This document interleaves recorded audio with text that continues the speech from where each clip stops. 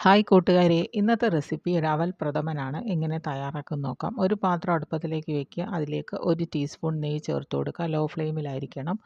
അതിലേക്ക് 1/4 കപ്പ് അവൽ ചേർത്ത് കൊടുത്ത് നന്നായിട്ട് ഒന്ന് മൂപ്പിച്ചെടുക്കുക.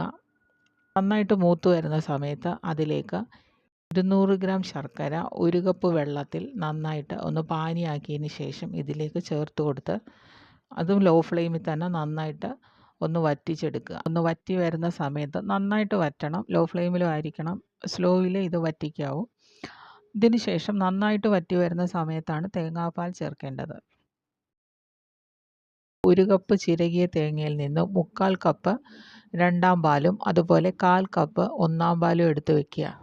ഈ കൂട്ട് നന്നായിട്ട് വറ്റി വരുന്ന സമയത്ത് രണ്ടാം പാല് ചേർത്ത് കൊടുക്കുക. അത് ലോ ഫ്ലെയിമിലായിരിക്കണം. കുറച്ച് സാവകാശം തന്നെ അതൊന്ന് മിക്സ് ചെയ്ത് കുറച്ചൊന്ന് വറ്റി വരുന്ന സമയത്തേക്ക് മാത്രമേ ഒന്നാം പാല് ചേർത്തിളക്കാൻ പാടുള്ളൂ.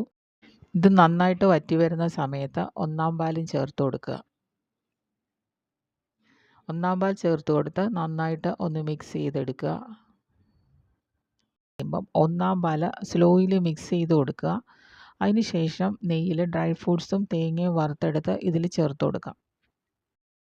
വേറൊരു പാത്രം അടുപ്പത്തിലേക്ക് വയ്ക്കുക. ലോ ഫ്ലെയിമിലായിരിക്കണം. അതിലേക്ക് 1 ടേബിൾ സ്പൂൺ നെയ്യ് ചേർത്ത് കൊടുക്കുക. അതുപോലെ 1/4 കപ്പ് തേങ്ങ ചെറുതായി നുറുക്കിയതും ചേർത്ത് നന്നായിട്ടൊന്ന് മൂപ്പിച്ചെടുക്കുക. ഇത് നന്നായിട്ട് മൂത്തതിന് ശേഷം മാത്രമേ ഡ്രൈ ഫ്രൂട്ട്സ് ചേർക്കാൻ പാടുള്ളൂ. അതിന് ശേഷം ഡ്രൈ ഫ്രൂട്ട്സും കൂടെ ചേർത്ത് നന്നായിട്ട് ഒന്ന് മൂപ്പിച്ചെടുത്തതിന് ശേഷം ഈ പായസത്തിലേക്ക് ചേർത്ത് കൊടുക്കാവുന്നതാണ്. നെയ്യിൽ മൂപ്പിച്ചെടുത്ത ഡ്രൈ ഫ്രൂട്ട്സൊക്കെ അവൽ പ്രഥമനിലേക്ക് ചേർത്ത് കൊടുക്കുക. അതുപോലെ കുറച്ച് കാർഡമം പൗഡർ, ഞാനിത് പഞ്ചസാരയിൽ പൊടിച്ചെടുത്തതാണ്, അതും കൂടെ ചേർത്ത് കൊടുത്ത് നന്നായിട്ടൊന്ന് മിക്സ് ചെയ്തെടുക്കുക. നല്ല രുചികരമായ അവൽ പ്രഥമനാണ്. എല്ലാവരും ട്രൈ ചെയ്ത് നോക്കുമെന്ന് വിചാരിക്കുന്നു. Okay, thank you.